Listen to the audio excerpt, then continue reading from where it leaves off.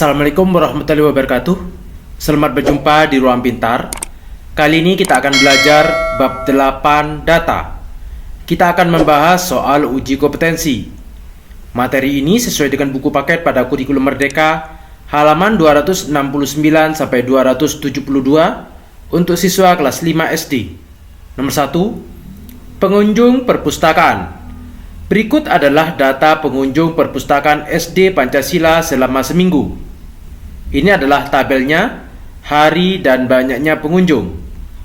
A.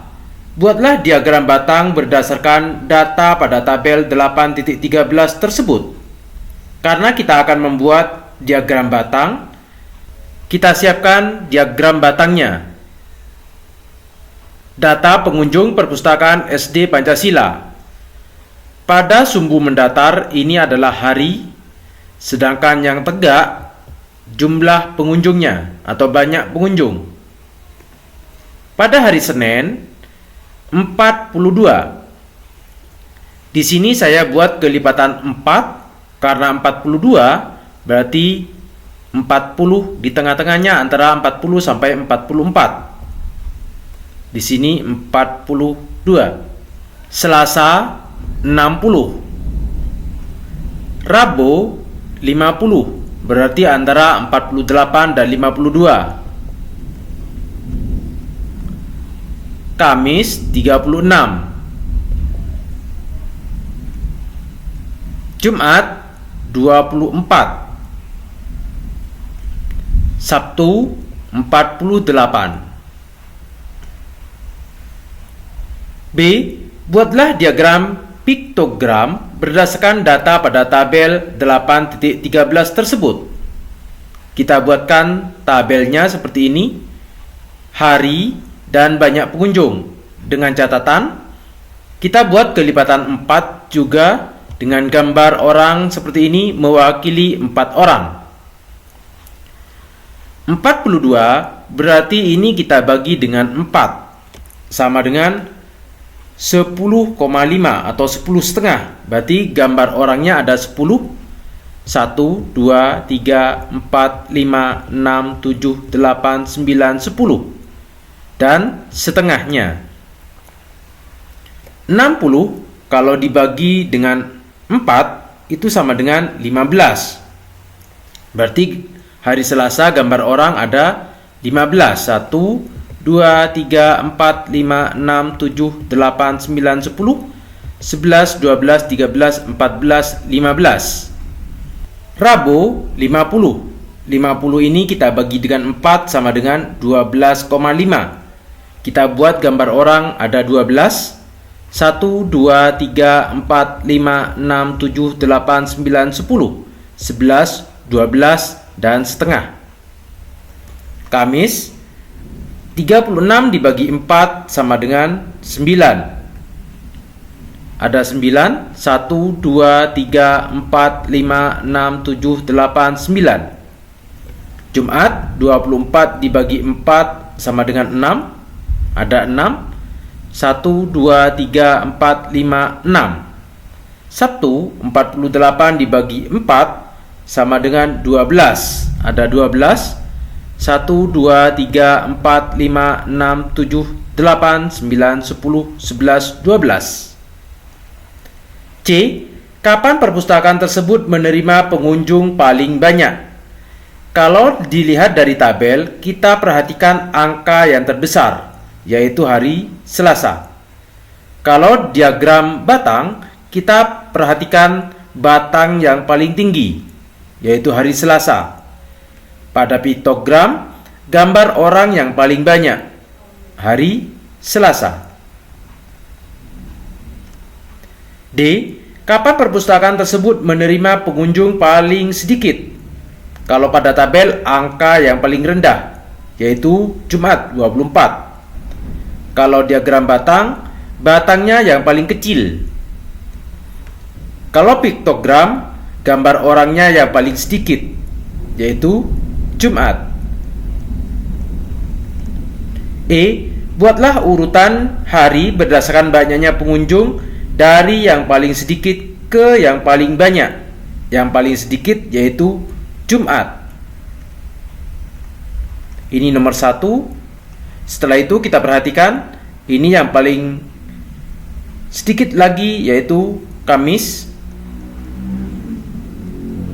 Setelah itu hari Senin.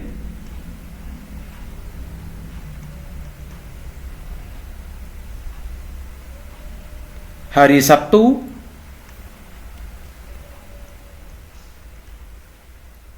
Hari Rabu dan Selasa.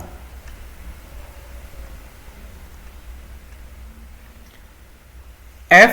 Tentukan banyaknya penurunan pengunjung pada hari Jumat. Dari Kamis ke Jumat, turunnya berapa? Berarti 36 dikurangi 24 sama dengan 12 orang. Nomor 2, ayo menabung. Sejak kecil, Nisa diajari orang tuanya untuk menabung. Ia sudah terbiasa menabung dari menyisihkan uang saku jika ingin membeli sesuatu. Piktogram pada gambar 8.11 menunjukkan tabungan Nisa selama 5 minggu. Ini adalah gambar piktogram jumlah tabungan Nisa. Yang A, pada minggu berapa Nisa menabung paling banyak? Kalau kita perhatikan gambar lingkaran yang paling panjang, yaitu nomor 2 dan 5. Namun nomor 5 di sini lingkarannya tidak utuh, sehingga nomor 2. Maka jawaban yang A adalah minggu kedua. Dan B, berapa banyak tabungan Nisa pada minggu keempat? Minggu keempat di sini lingkarannya ada 1, 2, 3, 4. Di sini setengah. Maka 4 kita kalikan satu lingkaran bernilai 4.000. 4 dikali 4.000, 16.000. Yang setengah, ini yang setengah, berarti setengah dikalikan 4.000 sama dengan 2.000. Kalau kita jumlahkan sama dengan 18.000. Sehingga berapa banyak tabungan Nisa pada minggu keempat? 18.000. C. Berapa selisih antara tabungan Nisa pada minggu kedua dan kelima? Yang C di sini minggu kelima, yang ini adalah minggu kedua. Kita coret saja lingkarannya karena sama. Berarti selisihnya terletak pada satu gambar ini. Satu gambar bernilai 4.000. Kita kurangkan dengan yang ini adalah 3/4-nya. Berarti 3/4 kita kalikan dengan 4.000. 4.000 dibagi 4, 1.000. 1.000 dikali 3, 3.000. Sehingga 4.000 dikurangi 3.000 sama dengan 1.000. Sehingga selisihnya adalah Rp1.000. D. Dari hasil tabungan tersebut, Nisa ingin membeli satu set peralatan gambar. Satu set peralatan gambar dengan kualitas yang baik harganya Rp150.000. Apakah uang Nisa cukup untuk membeli satu set alat gambar tersebut? Untuk yang D, kita hitung tabungan Nisa. Nomor 1, lingkarannya ada 1, 2, 3, 4. Berarti 4 kita kalikan dengan 4.000 sama dengan 16.000. Karena gambar yang ini adalah seperempatnya, berarti 1/4 kita kalikan dengan 4.000 sama dengan 1.000. Sehingga kalau dijumlahkan hasilnya adalah 17.000. Untuk minggu kedua ada 1, 2, 3, 4, 5, 6. 6 dikalikan dengan 4.000 sama dengan 24.000. Minggu ketiga 1, 2, 3, 4, 5. 5 dikalikan 4.000 sama dengan 20.000. Ditambah dengan yang ini seperempatnya, 1/4 dikalikan 4.000 sama dengan 1.000. Berarti kalau kita jumlahkan sama dengan 21.000. Minggu keempat ada 1, 2, 3, 4. 4 dikali 4.000 sama dengan 16.000. Yang ini setengahnya, berarti setengah dari 4.000 sama dengan 2.000. Kita jumlahkan sama dengan 18.000. Minggu kelima, lingkarannya 1, 2, 3, 4, 5. 5 dikali 4.000 sama dengan 20.000. Yang ini 3/4. 3/4 dikali 4.000 sama dengan 3.000. Ini kalau kita jumlahkan sama dengan 23.000. Sehingga uang Nisa ini kita jumlahkan semua sama dengan 103.000. Padahal harga satu set peralatan gambar dengan kualitas terbaik harganya 150.000. Apakah uang Nisa cukup untuk membeli satu set alat gambar tersebut? Uang Nisa yang ada adalah 103.000. Berarti belum cukup.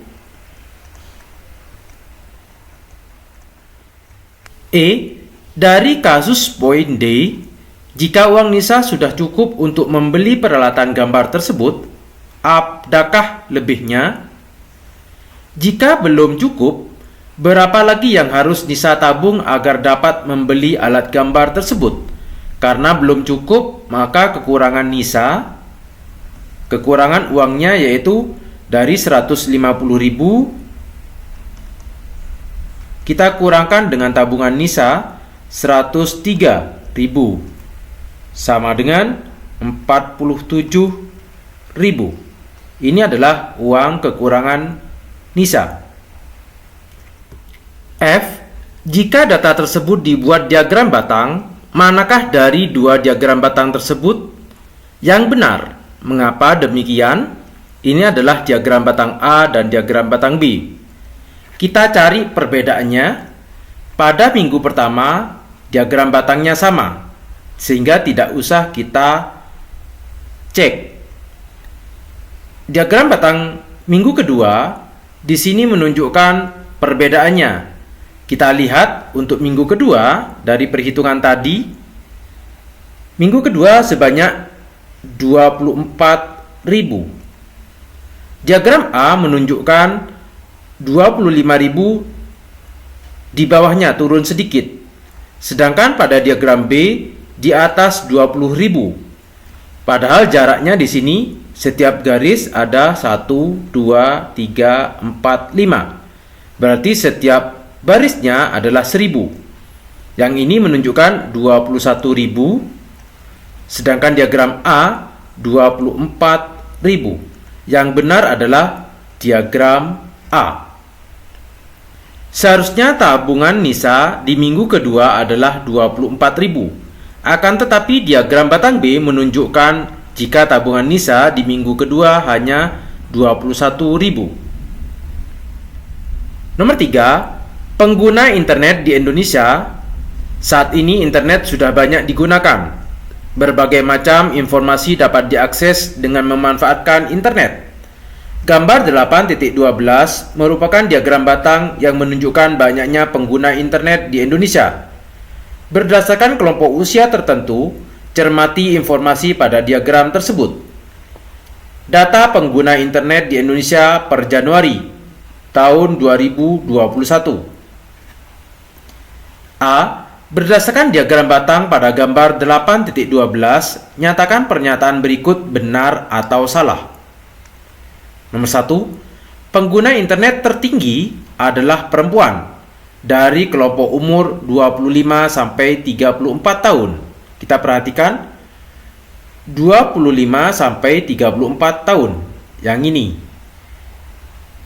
Ternyata yang paling panjang adalah yang berwarna biru. Biru dimiliki oleh laki-laki. Sedangkan pernyataan di sini mengatakan pengguna internet tertinggi adalah perempuan. Maka pernyataan ini adalah salah. Nomor 2, pengguna internet terendah adalah perempuan dari kelompok umur 55 sampai 64 tahun.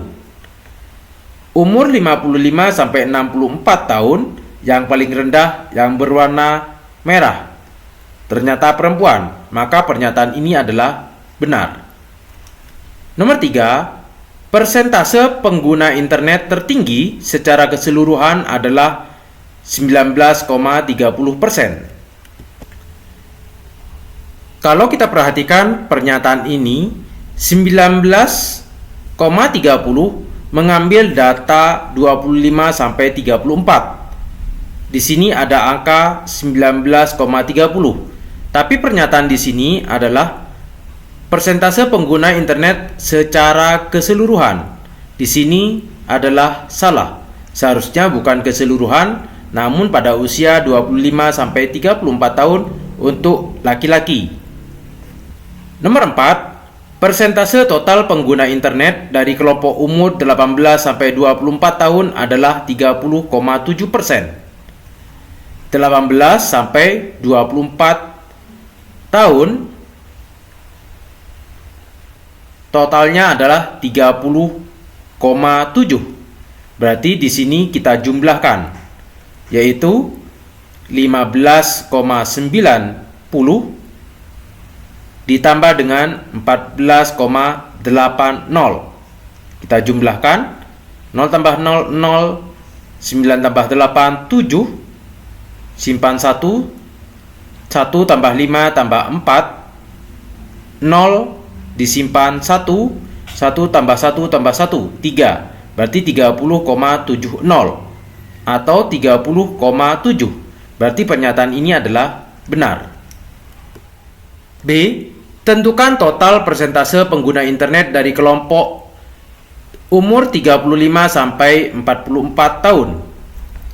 35 sampai 44 tahun ini kita jumlahkan. Untuk yang B, 7,40 dijumlah dengan 5,70. 0, 4 ditambah 7, 11, 1 disimpan 1, 1 tambah 7 tambah 5, 13, maka 13,10 atau 13,1%. C. Urutkan banyaknya pengguna internet dari yang paling rendah ke yang paling tinggi. Kita perhatikan diagram batang di sini. Yang paling rendah adalah untuk yang C, nomor 1, usia 55 sampai 64. Nomor 2, bagian yang ini 65 dan di atasnya. Nomor 3, yaitu 45 sampai 54. Nomor 4, 13 sampai 17. Nomor 5, 35 sampai 44. Nomor 6, 18 sampai 24. Nomor 7, 25 sampai 34 tahun. D.